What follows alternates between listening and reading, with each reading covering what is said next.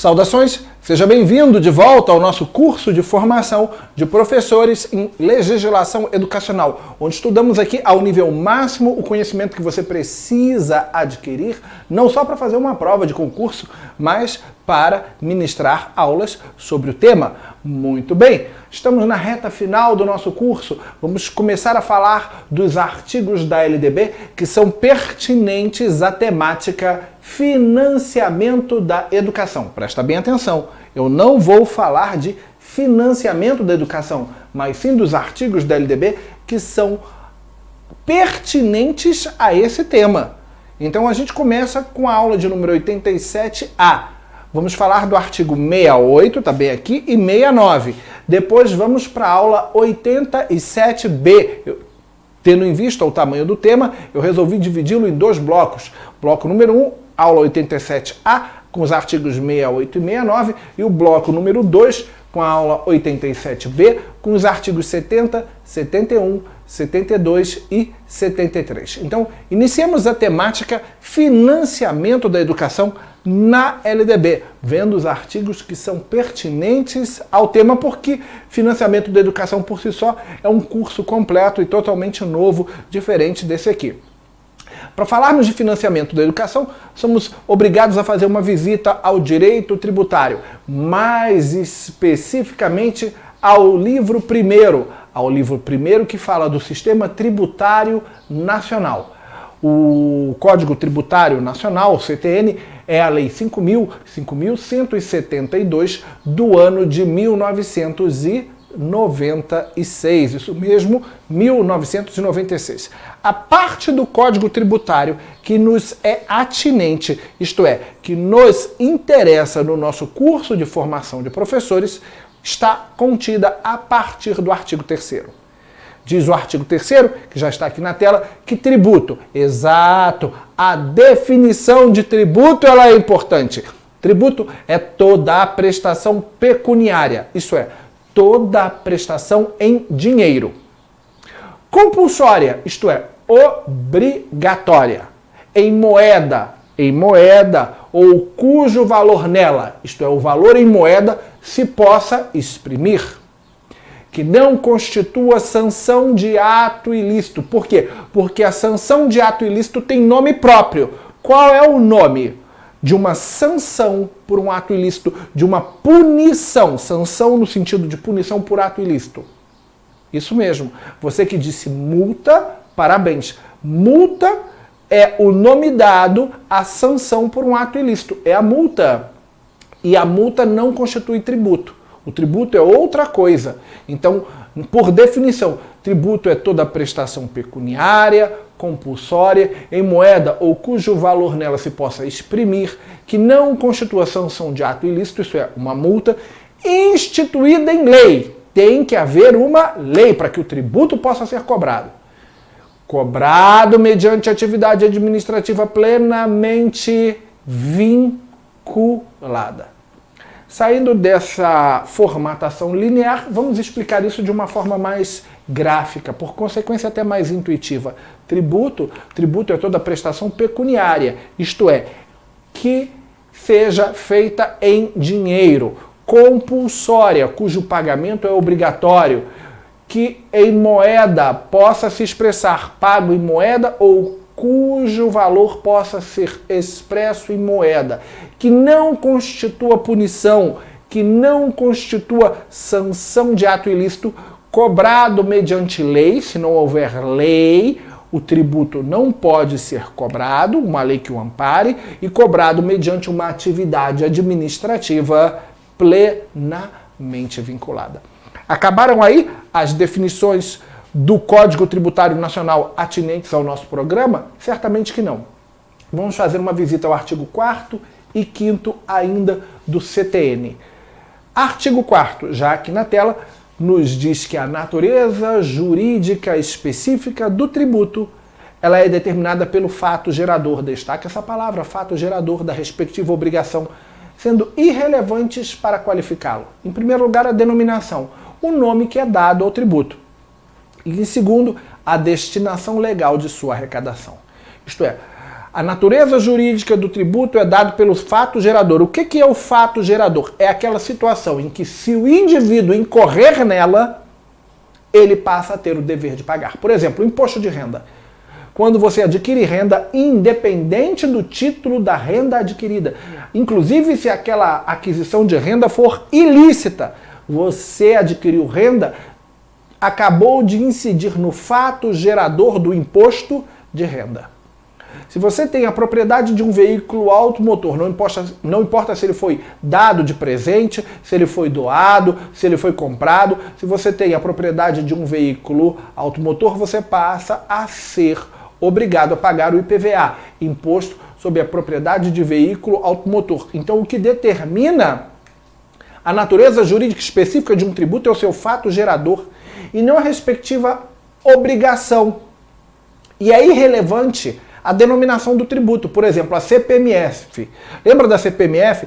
Contribuição, aquela contribuição, né, que você pagava? Aquela CPMF, apesar de levar o nome de contribuição, ela era um imposto. Por quê? Porque o fato gerador dela era um fato gerador de imposto. Então, não importa a denominação, se eu pegar aquele imposto e der um outro nome querendo disfarçá-lo, chamá-lo de contribuição ou contribuição social, se o fato gerador, a situação que gera aquela obrigação de pagar for típica de um imposto, ele será um imposto independente do nome e independente da destinação legal do produto de sua arrecadação. Como assim, independente da arrecadação, da destinação legal do produto de sua arrecadação? Isto é, os impostos, por exemplo, uma vez arrecadados, eles não têm uma contrapartida específica por parte do poder público que arrecadou. Quando você paga, por exemplo, o imposto de renda, o governo federal, ao arrecadar o imposto de renda, ele pode usar o imposto de renda como ele bem entender. Quando você recolhe o IPVA, o Imposto sobre Propriedade de Veículo Automotor, o Estado ou o Distrito Federal que recolhem o dinheiro do IPVA podem utilizá-los naquilo que bem entenderem, como, por exemplo, o pagamento da dívida pública dos estados, construção de presídios, pagamento de salário de professores, porque o produto da arrecadação do IPVA, isto é, Imposto sobre a Propriedade de Veículo Automotores, que é a atribuição do Distrito Federal e dos estados, ele não está vinculado à manutenção de estradas ou rodovias, como o arquétipo do inconsciente coletivo construiu por aí, não, como muita gente acha que é. Então, o fato gerador do imposto determina a sua natureza jurídica e isso é importante para o estudo do que vai vir no artigo 68 e 69 da LDB. Continuando, temos ainda o artigo 5º aqui no finalzinho, 5º da LDB, o artigo 5º, perdão, do Código Tributário Nacional. O artigo 5º do Código Tributário Nacional, que está aqui no finalzinho, diz que os tributos são impostos, são taxas e são contribuições de melhoria. Isso é da máxima importância. Por quê? Porque tributo é gênero que, de acordo com o Código Tributário Nacional, comporta 3 espécies: os impostos, as taxas e as contribuições de melhoria. Veremos no artigo 68 e veremos no artigo 69 com mais detalhe, 68, inciso 1º, e 69, que é uma parcela dos impostos arrecadados pelo poder público que é destinada à educação e não uma parcela dos tributos. É uma parcela da espécie do gênero e não do gênero. Isso é, se eu digo, por exemplo, lá no 69, que um percentual nunca menor de 18% dos impostos da União está vinculado à educação, eu falar 18% dos impostos da União, eu tenho um valor.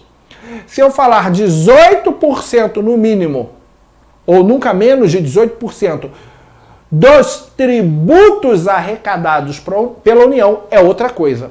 18% sobre os tributos é um valor. 18% sobre os impostos é outro valor, relativamente menor. Então, cuidado que os percentuais que nós vamos estudar lá no artigo 69, eles incidem sobre a espécie do gênero imposto e não sobre o gênero tributo. Daí a visita ao Código Tributário Nacional para fazer essas considerações. Os tributos dividem-se em impostos, taxas e contribuições de melhoria, e os percentuais que estudaremos no artigo 69, eles se aplicam apenas sobre os impostos, eles não se aplicam sobre taxas, eles não se aplicam sobre contribuições de melhoria. Então, fechando aqui a análise do Código Tributário, vamos à definição do que é o imposto. Diz o artigo 16 do Código Tributário Nacional, lá no seu título 3º, que o imposto é o tributo cuja obrigação tem por fato gerador uma situação independente de qualquer atividade estatal específica relativa ao contribuinte. Você paga o imposto porque ele lhe é imposto e pronto. E você pode exigir algo em função disso? Não pode, porque o poder público que arrecadou aquele imposto vai poder gastar o dinheiro com o que ele bem entender. Então, se você ainda pensa, se você é daquele grupo que pensa que o dinheiro do IPVA, Imposto sobre Propriedade de Veículo Automotor, olha, veja aí que o engraçadinho escreveu IPVA e colocou ali o P em cima de um buraco no meio da rodovia. Você acha que o dinheiro do IPVA ele está vinculado à manutenção de estradas e rodovias? Você está redondamente enganado. Ele pode ser utilizado para construir presídio, ele pode ser utilizado para pagar título da dívida pública, ele pode ser usado para pagar salário, para pagar vacina, ele pode ser usado para que o Estado, para aquilo que o Estado entender de melhor. Então, não está vinculado à manutenção necessariamente de estradas. Perfeito? Muito bem.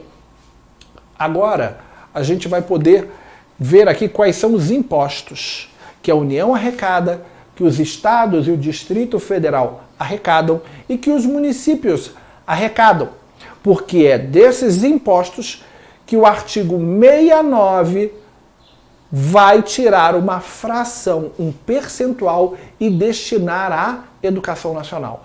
Então, em matéria de impostos da União, por exemplo, nós temos o imposto de importação, nós temos o imposto de exportação, nós temos o IPI, o Imposto sobre Produtos Industrializados.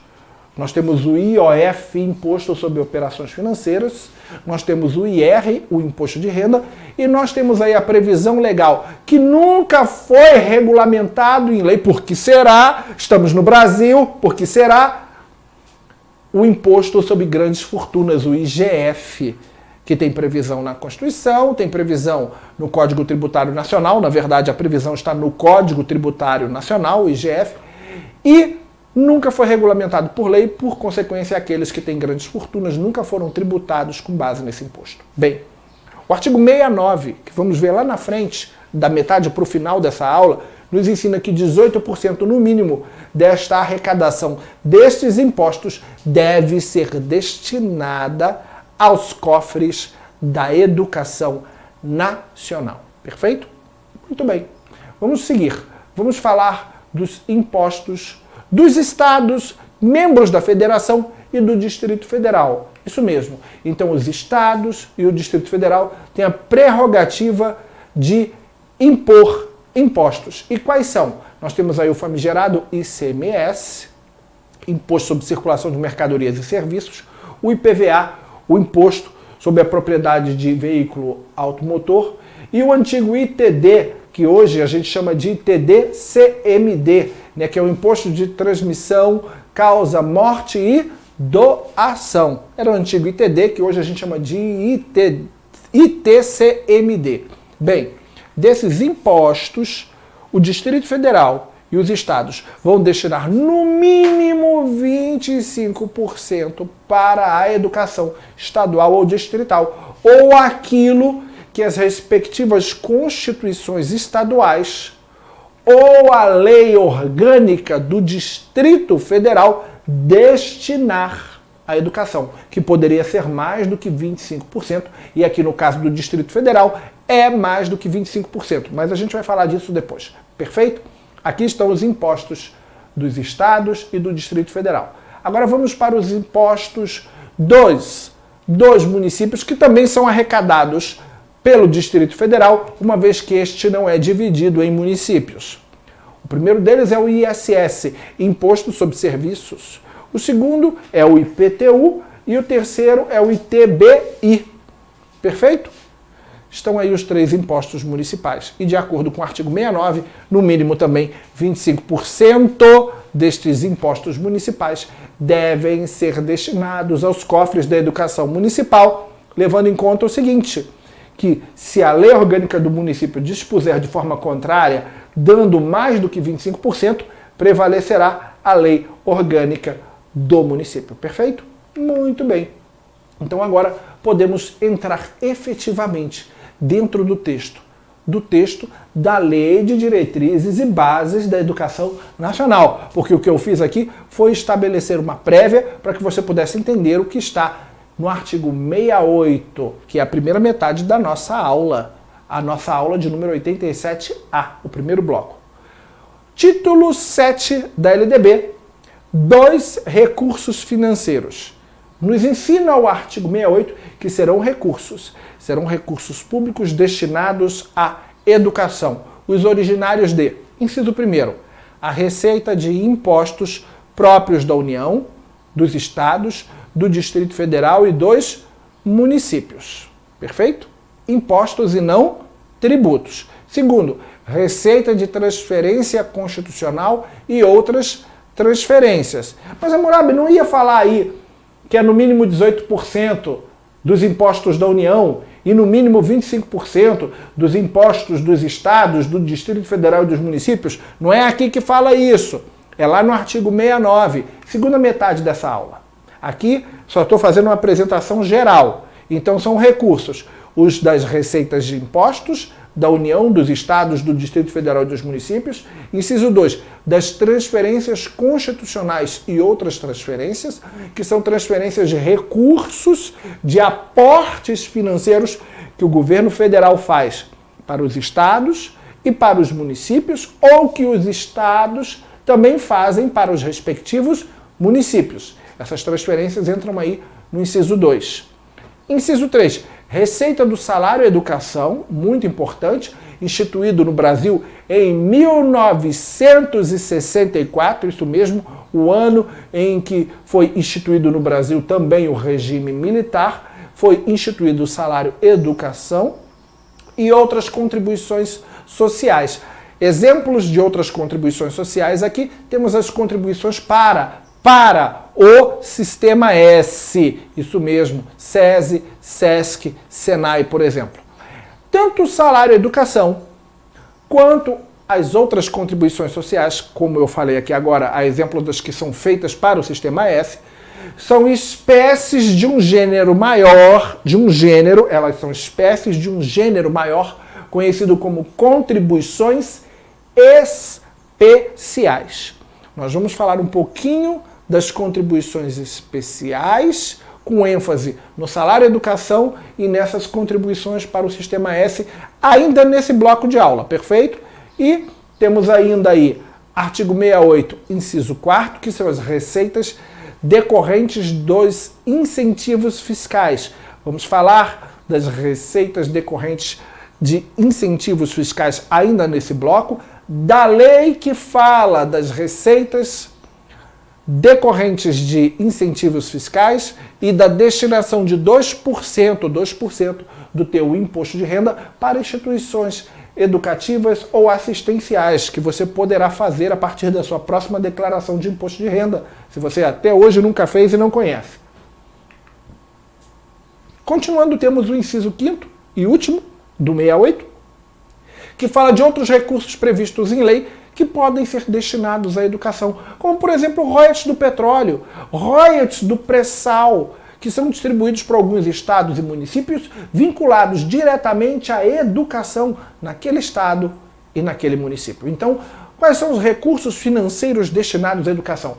Os decorrentes dos impostos da União, dos estados, do Distrito Federal e dos municípios, os das transferências constitucionais da União para os estados, da União para os municípios e dos estados para os respectivos municípios, os referentes às contribuições especiais, especificamente falando do salário educação, e outras contribuições especiais Outras contribuições especiais, exemplo da contribuição social para o sistema S, que também são vinculadas à educação, receitas de incentivos fiscais e outros recursos previstos em lei, a exemplo dos royalties do pré-sal. Muito bem, esse é um ponto bem interessante para a gente poder trabalhar aqui em sala de aula. Perfeito? Dentro da nomenclatura contribuições especiais, como eu havia mencionado para você no slide anterior, existem 4 diferentes espécies deste gênero, contribuições especiais. A saber, a primeira delas são as contribuições sociais. A segunda, as contribuições de interesse de categoria profissional ou econômica. A terceira, as contribuições para a intervenção no domínio econômico. A quarta, de custeio do serviço de iluminação pública. Vale destacar que as 3 primeiras só podem ser estabelecidas pelo governo federal, enquanto a quarta, de custeio de serviço de iluminação pública, pode ser estabelecida pelos estados, pelo Distrito Federal ou pelo município, isto é, por quem preste o serviço de iluminação pública. Vamos estudar as 4 contribuições especiais em profundidade? Não. Eu vou trabalhar com você nessa aula, para não ficar muito longa, somente a do inciso 1º, as sociais. As demais, 2, 3, 4, eu vou deixar aqui os slides para que você possa ler e entender um pouco mais. Mas a única que você tem que mencionar efetivamente em sala de aula, quando estiver ministrando uma aula, são as contribuições especiais sociais. Contribuições especiais sociais que dividir-se-ão em 2 blocos. O primeiro bloco são as das contribuições para a própria Seguridade Social. E o segundo bloco, que são as contribuições especiais, sociais gerais, que são as que nos interessam.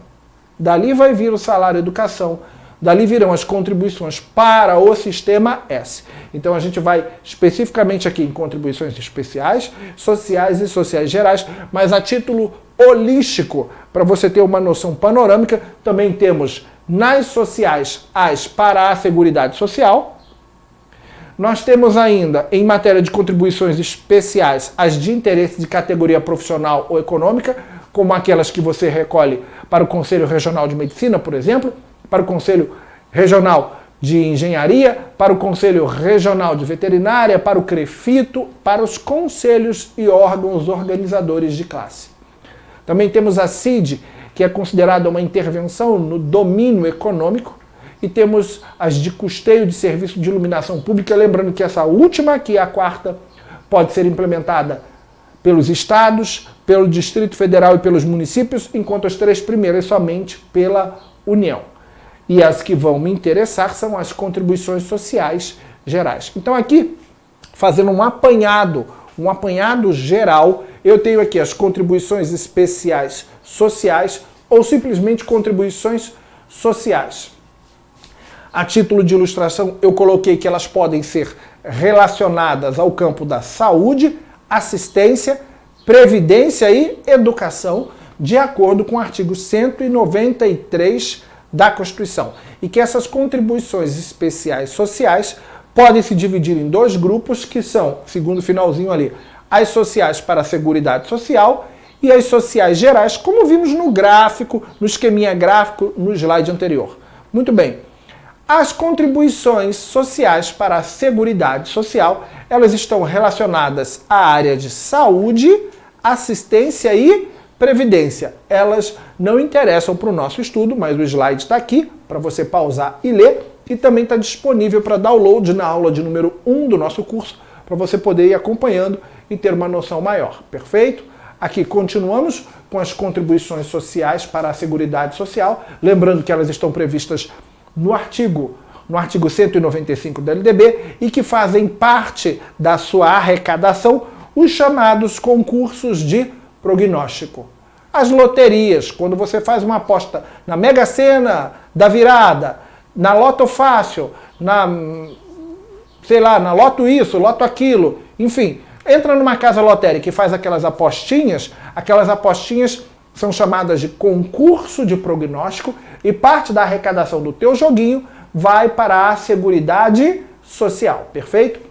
Aqui, fechando, as contribuições sociais gerais são as que nos interessam para fins de prova.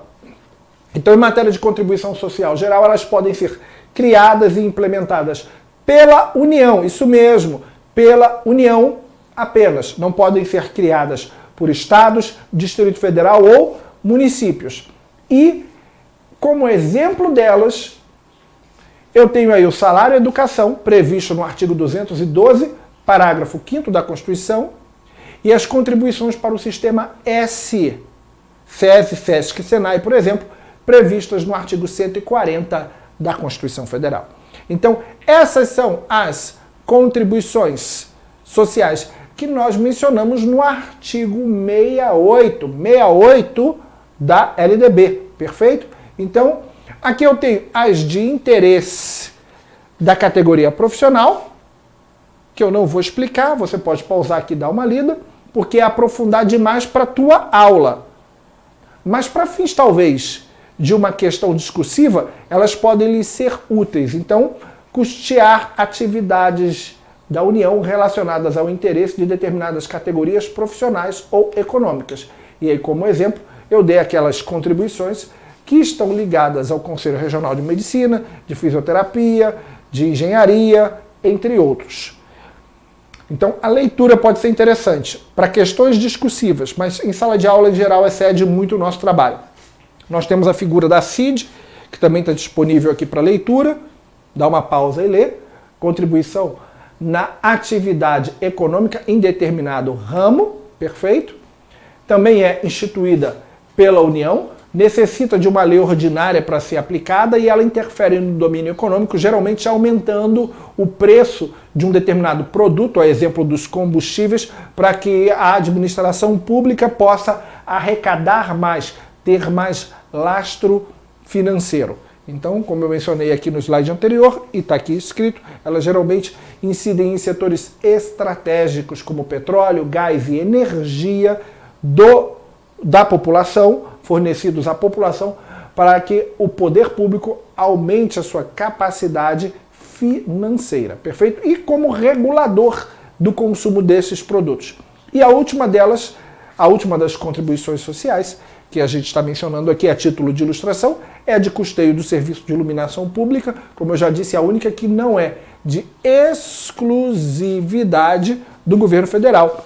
Pode ser implementada pelo governo estadual, distrital ou municipal, desde que sejam eles os prestadores de serviço. Perfeito? Então, fechamos aqui o artigo 68, a parte que fala do salário e educação e a parte que fala das outras contribuições sociais. Perfeito?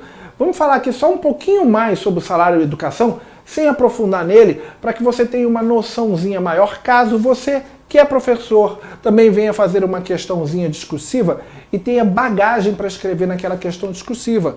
O salário e educação, como eu já mencionei aqui, ele foi criado no ano de 1964 por ocasião do golpe militar e da implementação do regime militar no Brasil, do último regime militar, ou quem sabe, levando em conta que estamos em 2020, penúltimo regime militar de 64.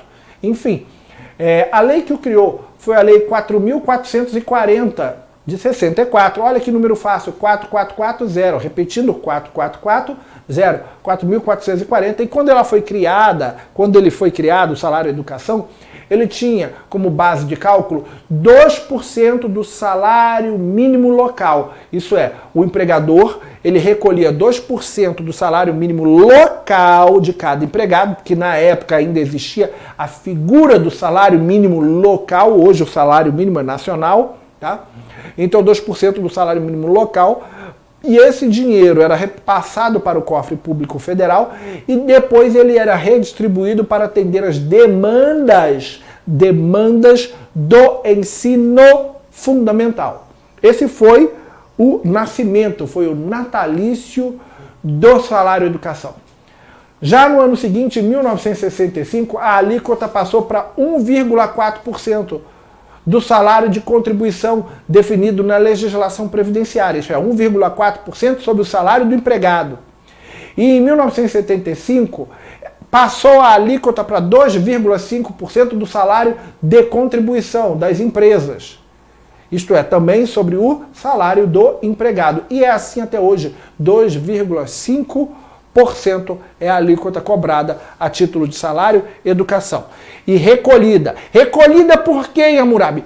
Por todos os empregadores. Qualquer firma individual ou sociedade, seja limitada ou anônima, que assuma o risco de uma atividade econômica, seja urbana ou rural, tenha fim lucrativo ou não, é obrigado a recolher este percentual sobre o salário de referência de cada empregado ou contratado para o cofre público federal, para que este gerencie em favor da educação nacional.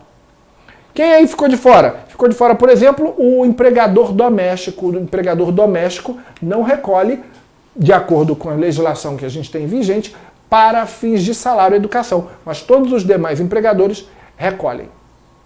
E a quem se destina? A quem se destina o dinheiro do salário e educação? Bem, 10% dele vão ficar retidos com o Fundo Nacional de Desenvolvimento da Educação, FNDE. Fundo Nacional de Desenvolvimento da Educação. Vão reter 10% deles. Desse valor recolhido do salário educação. Perfeito? E aí, os outros 90%? Os outros 90% vão ser desdobrados automaticamente e distribuídos.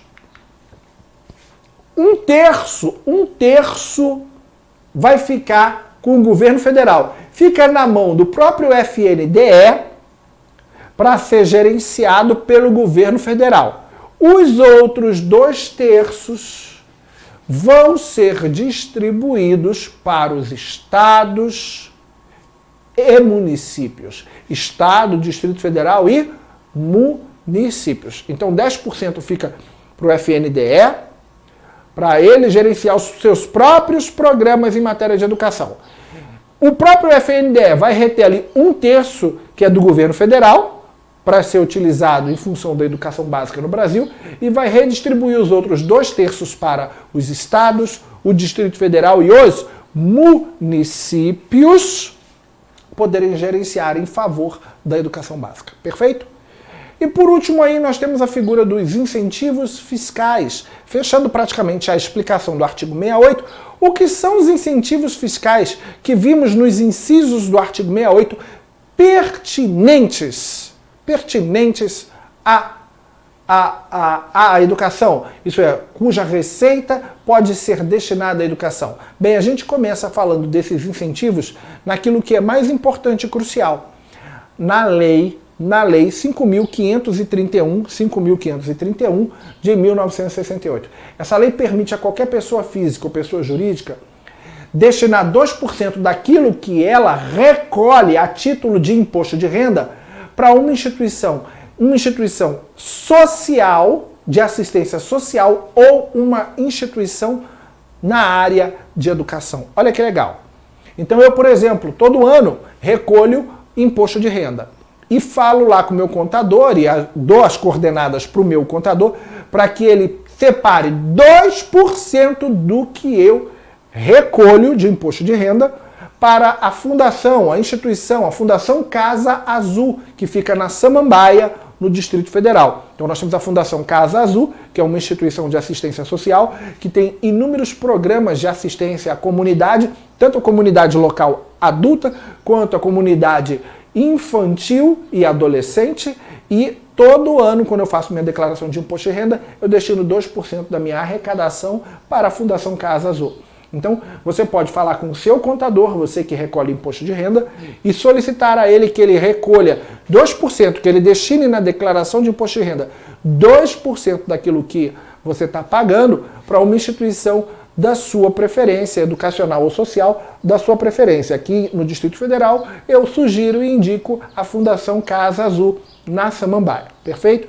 E aí, o órgão que vai arrecadar, diz aqui o parágrafo único do artigo 1º da Lei 5.531, que o órgão arrecadador desse incentivo fiscal creditará a parcela correspondente aos programas de educação em conta especial. Conta especial de quem, Hammurabi? Conta especial do Fundo Federal de Desenvolvimento da Educação, FFDE. Agora toma cuidado, é isso aí mesmo, hein? FFDE, Fundo Federal de Desenvolvimento da Educação. Não confunda FFDE com FNDE. Não confunda Fundo Federal de Desenvolvimento da Educação com Fundo Nacional de Desenvolvimento da Educação. Falamos de Fundo Nacional do Desenvolvimento da Educação nesta aula, quando falamos do salário educação. E falamos do Fundo Federal de Desenvolvimento da Educação ao falarmos aqui dois incentivos fiscais. Então agora a gente finaliza o estudo do artigo 68 e vamos para o artigo 69. Estamos adentrando agora no artigo 69, a segunda parte dessa aula, no artigo 69 e os seus 6 parágrafos. Prometo que vou falar do artigo 69 e dos 6 parágrafos rapidinho. Mentira, né? Eu nunca falo rapidinho, até porque eu te forneço todos os detalhes necessários para você dar uma aula extraordinária sobre o tema e responder qualquer questão objetiva ou discursiva em prova sobre a temática. Então, vamos para a leitura do artigo 69, que diz que a União aplicará anualmente nunca menos de 18, isto mesmo, nunca menos de 18 ou no mínimo 18, como está na Constituição Federal, não faz diferença. Isto é, nunca menos ou no mínimo 18, e os estados, o Distrito Federal e os municípios, 25%. Vírgula, preste atenção no que vem depois da vírgula, ou o que consta nas respectivas constituições ou leis orgânicas, vírgula.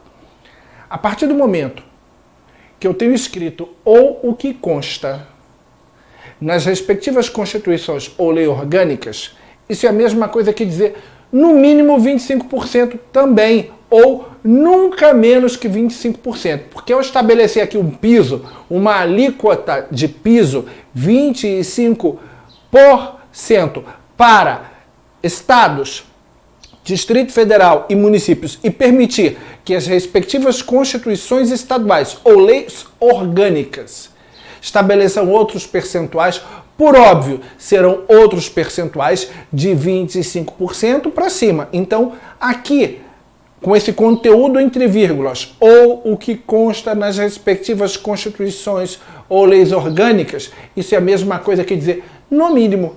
Então, para os estados e Distrito Federal e municípios, no mínimo 25%, ou nunca menos que 25%, da receita resultante. De tributos? Claro que não, vimos no primeiro bloco. Não é de tributos e sim de impostos. De impostos, compreendida também as transferências constitucionais na manutenção e desenvolvimento do ensino público. Preste atenção que essas transferências não vão envolver os créditos por antecipação de receita orçamentária. O que a gente vai chamar lá na frente de ARO, antecipação de receita orçamentária, não vai estar incluída aqui nestas transferências. Aqui são as transferências constitucionais regulares, programáticas, e não as emergenciais a título de ARO, que vamos mencionar mais adiante. Então, só para a gente ter uma visão panorâmica da coisa, impostos repassados pelos entes da federação para os cofres da União. Bem, em matéria de governo federal, nunca menos de 18% dos impostos federais. Em matéria dos estados e dos municípios, nunca menos ou no mínimo 25% da receita de impostos. Esse nunca menos ou no mínimo eu extraio do trecho entre vírgulas que diz ou o que consta nas respectivas constituições estaduais ou leis orgânicas municipais. Perfeito? Então, na educação, aqui no Brasil, vale a pena destacar isso, proporcionalmente ao PIB, presta atenção porque isso é fundamental, Proporcionalmente ao nosso PIB, a gente gasta mais até do que os Estados Unidos. Mais do que o Canadá, mais do que a Alemanha, mais do que o Reino Unido em matéria de educação, quando eu levo em conta a proporção do PIB. Isso não significa que o gasto que o Brasil tem com os educandos tem sido suficiente. A OCDE, em 2016, publicou um documento dizendo que o Brasil gastava, em média, anualmente, pouco mais de 4 mil dólares por educando. Fazendo aqui uma média geral do educando na educação básica.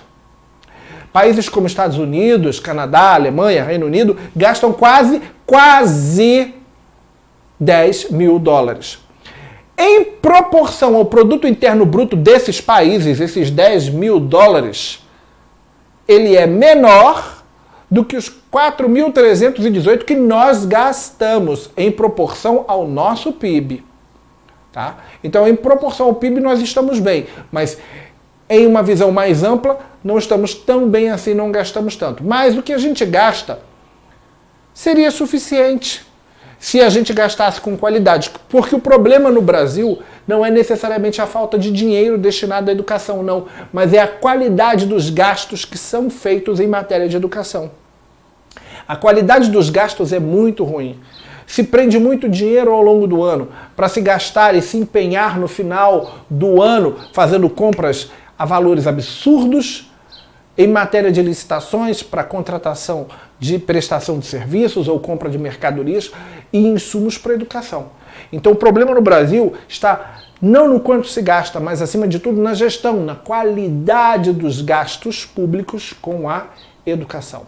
Muito bem, retomando aqui o artigo 69 caput, ainda vamos entrar nos parágrafos, são 6. Eu volto para aquele conteúdo entre vírgulas, ou o que consta nas respectivas constituições ou leis orgânicas. Quando você lê isso, você pensa, nenhum estado, nenhum município, ninguém vai fazer com que em sua unidade da federação se destine mais do que esses 25% da receita resultante dos impostos para a educação. Ninguém vai fazer isso. Bem, aqui no Distrito Federal foi feito. No Distrito Federal gastamos 28% dos impostos arrecadados pelo DF, segundo a nossa lei orgânica distrital, com a educação. E aí no seu município e no seu estado é possível fazer a mesma coisa, mediante alteração na Constituição Estadual ou na lei orgânica distrital. Municipal, no caso. No Distrito Federal nós temos uma lei orgânica porque o Distrito Federal ele tem ali a fusão das atribuições dos estados e dos municípios e ele é constituído por uma lei orgânica. Os estados são constituídos por constituições estaduais e os municípios por leis orgânicas municipais. Então, no caso, a alteração nas constituições estaduais para majorar esse percentual nos estados e alteração nas leis orgânicas dos municípios para aumentar esse percentual junto ao respectivo município. Voltamos ao caput do artigo 68, que diz ainda, compreendidas as transferências constitucionais na manutenção e desenvolvimento do ensino público. Para você entender melhor esse finalzinho do 69, a gente já pega carona no parágrafo 1º, que vai falar justamente de quem vai recolher esses valores destinados à educação mediante um processo de transferência de recursos constitucionais. Diz o parágrafo 1º que a parcela de impostos transferidas pela União aos estados, ao Distrito Federal e aos municípios, ou pelos estados ao respectivo município, não será considerada para efeito do cálculo previsto neste artigo 69, isto é, a aplicação dos percentuais, receita do governo que a transferir. Ora, se sim, só tem dois governos envolvidos, o que transfere e o que recebe, se não é receita do governo que a transferir, será a receita do governo que receber. Então, veja bem, para você entender bem esse quadro, nós temos aqui o governo federal, a União, que está repassando 100 mil reais para um determinado estado. A União vai repassar 100 mil reais para um estado, o estado que recebeu esses 100 mil vai destinar, no mínimo, 25 mil para a educação. Então, recapitulando, a União está fazendo um repasse regular de verba da ordem de 100 mil reais para um determinado Estado membro da Federação. Deste repasse, dessa transferência de verba, o Estado que receber vai tirar 25 mil, porque os Estados são obrigados a retirar no mínimo 25%, 25% de 100 mil dá 25 mil, e destinar para os cofres da educação estadual. Veja, quem transferiu é a União, quem recebeu foi o Estado. Não será considerada receita do governo que a transferir. Não é considerado receita da União. Será considerado receita de quem recebeu, isto é, do Estado. Agora, se a União transferir esses mesmos 100 mil para um município, ou o Estado, membro da Federação, transfere os mesmos 100 mil para um município, ao Estado circunscrito, o município que receber os 100 mil destinará 25 mil para a educação municipal, porque não é receita de quem transfere, e sim de quem recebe. Recapitula aqui, é disso que estamos falando aqui, nesse parágrafo primeiro, que complementou, na verdade, o finalzinho do artigo 69 caput. 69 caput, compreendidas as transferências constitucionais na manutenção e desenvolvimento do ensino. Só que dessas transferências não se considera receita do governo que a transferir, e sim do governo que a receber. Então, o governo que recebe que deverá destinar o percentual à educação. Perfeito? Saímos do parágrafo 1º, vamos para o parágrafo 2º, que estabelece uma exceção, isso mesmo, uma exceção, ao finalzinho do que a gente acabou de ler no artigo 69, aquele finalzinho ali das receitas das transferências, a gente tira um pouquinho para a educação, ali tem uma exceção, quando ocorre a chamada ARO. Então vamos ler aqui o parágrafo 2º. Serão consideradas excluídas das receitas de impostos mencionadas neste artigo as operações de crédito por antecipação de receita orçamentária de impostos. Então, quando aquela transferência da União para o Estado ou da União para o município, por exemplo, ela é uma antecipação de crédito, é uma operação de crédito por antecipação, o dinheiro que chegar não será ali tirada a parcela da educação.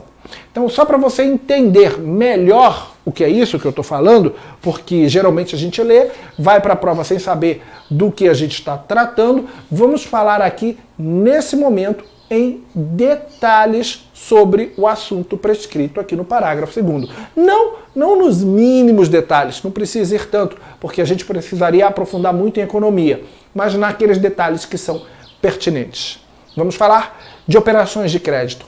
Operações de crédito. São 7 os tipos de operação de crédito, do qual somente uma nos interessa. Então a primeira é a operação de crédito interno, a segunda, a operação de crédito externo, a terceira, a reestruturação e recomposição do principal de dívida, a quarta, que é a que me interessa, que é a ARO, antecipação de receita orçamentária, a quinta é a concessão de garantia por estados, Distrito Federal e município. A sexta, o recebimento de garantia da União. E a sétima, regularização de dívidas. Muito bem, vamos prender de número 4, a antecipação de receita orçamentária de conformidade com a Lei 4.320 do ano de 1964, que é a Lei de Responsabilidade Fiscal, e a Resolução número 43 do ano de 2001 do Senado Federal.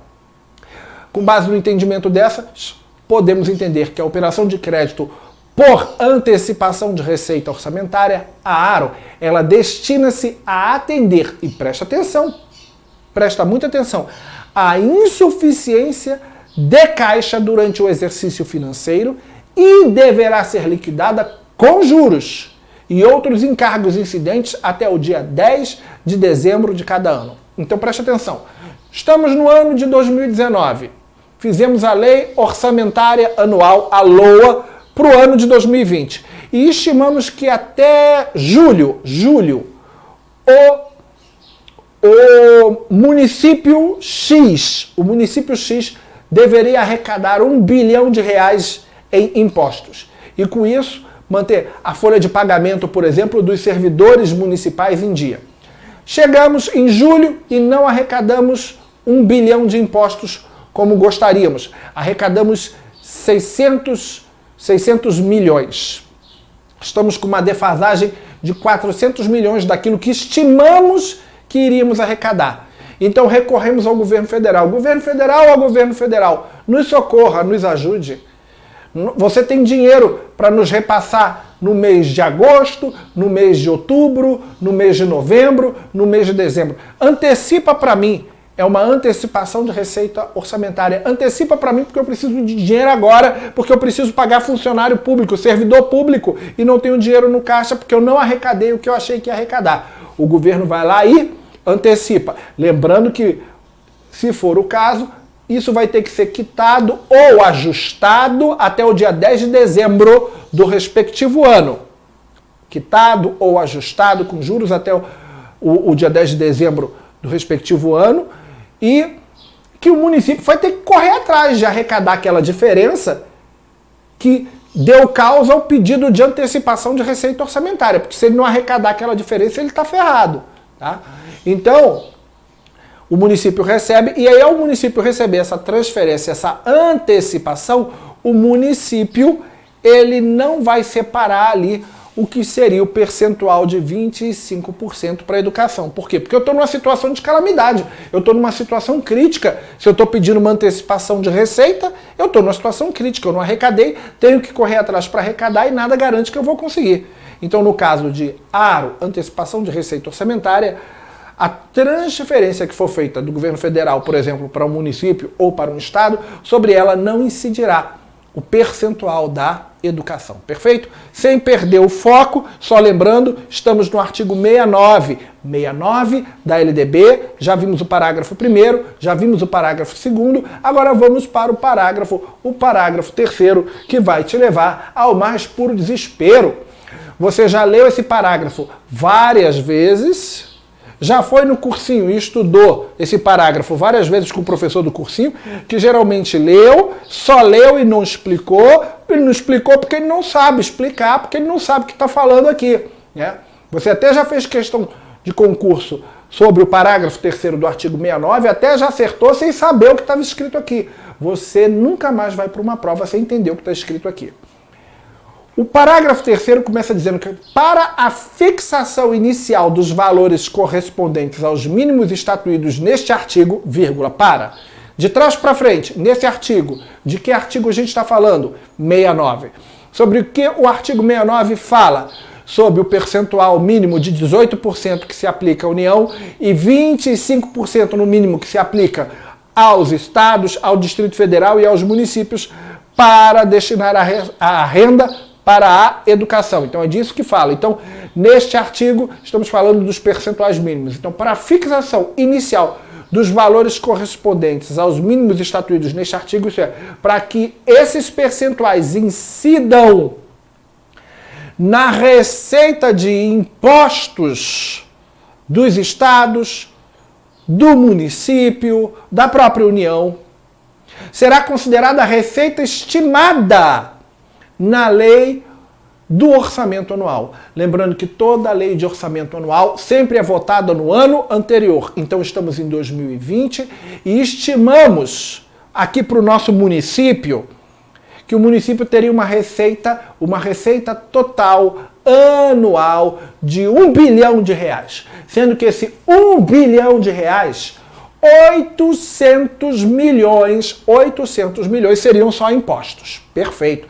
Se o município vai ter uma receita anual de R$1 bilhão e o município estima que desse 1 bilhão 800 milhões serão só de impostos, esse município terá que fazer com que esses 25%, segundo o artigo 69, incidam nessa receita estimada de 800 milhões. Isso é, o município terá que fazer uma reserva de 200 milhões para a educação. Então, conforme a lei orçamentária anual, 200 milhões serão destinados à educação. Então, para a fixação inicial dos valores correspondentes aos mínimos estatuídos neste artigo, será considerada a receita estimada na lei do orçamento anual, que foi prevista no ano anterior, e ela vai ser ajustada, olha que legal, não está congelada não, quando for o caso, por lei, que autorize a abertura de créditos adicionais com base no eventual excesso de arrecadação. Isso é, no ano de 2020 chegou e a arrecadação não foi de 1 bilhão, ela foi de 2 bilhões. Olha que loucura, foi o dobro. Então a receita arrecadada, na verdade, foi o dobro, foi de 2 bilhões, sendo que desses 2 bilhões, 1 bilhão e meio foi só de impostos. Então os 25% vão incidir sobre esse 1 bilhão e meio de impostos e não sobre os anteriores 800 milhões que havíamos estimados na lei orçamentária anual que foi feita no ano anterior. A gente ajusta, isso é, ajustar é sinônimo de aumentar com base na arrecadação real. Perfeito? Entendeu? Ainda não? Desespero total? Então vamos lá, vamos desenhar para ficar mais fácil para você e para o seu aluno. Veja, para a União, os estados, o Distrito Federal, o município, saberem quanto de dinheiro a educação terá em 2020, partindo da premissa que estamos em 2019. Faremos a lei orçamentária anual, que é aprovada em 2019 para o ano de 2020. E nessa lei orçamentária anual previmos, isso é uma previsão, uma estimativa, que o município vai receber 800 milhões de impostos. Bem, isso é uma previsão, tudo isso é estimativo. Nós vamos aplicar o nosso percentual mínimo, se somos um estado, ou Distrito Federal, ou município, vamos aplicar o nosso percentual mínimo de 25% sobre os 800 milhões. E aí chegaremos a 200 milhões para a educação. Mas esse é um valor estimado inicial. Se no final, ao longo do exercício, a gente arrecadou muito mais, a gente ajusta, a gente faz um ajuste. Se a arrecadação nossa, ao invés de 800 milhões para a educação, foi de 1 bilhão, eu vou fazer os 25% incidir sobre 1 bilhão. E aí eu não terei mais 200 milhões para a educação, e sim 250. Daí a ideia de ser ajustada ou ajustável. Perfeito? Então, isso é importante. Essa vinculação de receita de impostos com a educação é uma garantia de soberania nacional, inclusive, tá? É uma garantia de manutenção da existência do nosso Estado. Nem sempre foi assim. Em 1967, sob a vigência da nossa penúltima LDB, a Constituição Federal de 1967 cometeu o absurdo de suspender as vinculações das receitas de impostos com a educação. Ela fez isso. E aí, em 1983, isso é, quase 20 anos depois, foi feita a chamada Emenda Calmon. A Emenda Calmon, que foi regulamentada pela Lei 7.348 de 1985. O que fez a Emenda Calmon? Ela fez justamente a fixação inicial de valores correspondentes aos mínimos estatuídos no que hoje a gente conhece como artigo 69. Isso é, ela voltou, a Emenda Calmon, ela voltou a vincular receita de impostos, fazendo com que a receita dos impostos da União, dos estados, do Distrito Federal e dos municípios, um percentual delas fosse vinculado diretamente à educação. Então, em 67, a Constituição Federal de 67 proibiu a vinculação da receita dos impostos à educação. Em 83, a Emenda Calmon, regulamentada pela Lei 7.348 de 1985, restabeleceu essa vinculação e ela perdura até hoje, só que hoje codificada no artigo 69 da LDB. Perfeito? Tá? Lembrando que esses percentuais somente eles não incidirão sobre as transferências constitucionais a título de antecipação de receita orçamentária, como vimos no parágrafo anterior, a título de aro, perfeito? Muito bem, o parágrafo 4º não tem nenhuma informação que seja um mistério. Ele aqui até vai bem rapidinho, para fins de prova ele é bem fácil. Ele diz que a diferença entre a receita e as despesas previstas e as efetivamente realizadas, isso é, as efetivamente integralizadas, que resultem no não atendimento dos percentuais mínimos obrigatórios que já mencionamos no caput do artigo 69, elas serão apuradas e elas serão corrigidas a cada trimestre do exercício financeiro. Então você destaca que elas são apuradas e corrigidas em períodos trimestrais. Já o parágrafo 5º fala de repasses. Esses repasses são cobrados com certa regularidade em provas de concurso público. Aqui, geralmente, os professores de cursinho prendem-se mais, até porque fica fácil de explicar. Eu quero ver explicar parágrafo 2º, parágrafo 3º, aí a maioria não entra. O repasse dos valores referidos neste artigo do Caixa da União, dos Estados, do Distrito Federal e dos municípios ocorrerá imediatamente ao órgão responsável pela educação, observados os seguintes prazos. Inciso 1º, 2º e 3º. Inciso 1º, recursos arrecadados do 1º ao 10º dia de cada mês devem ser repassados até o 20º dia do mês. Segundo, recursos arrecadados do 11º ao 20º dia de cada mês devem ser repassados até o 30º dia do respectivo mês. Óbvio. E recursos arrecadados do 21º dia ao final de cada mês até o 10º dia do mês subsequente. Melhor do que trabalhar dessa forma é colocar na forma de uma tabelinha para que o seu aluno enxergue melhor e para que você mesmo enxergue melhor. Temos 3 repasses mensais. Os recursos arrecadados do 1º até o 10º dia devem ser repassados aos cofres da educação até o 20º dia do mês. Os recursos arrecadados do dia 11 até o dia 20 devem ser repassados aos cofres da educação até o dia 30 do respectivo mês. E os recursos que foram arrecadados entre o dia 21 e o último dia do mês devem ser repassados até o dia 10 do mês subsequente. Pergunta-se isso com regularidade em prova e aqui a gente não tem mistério, perfeito?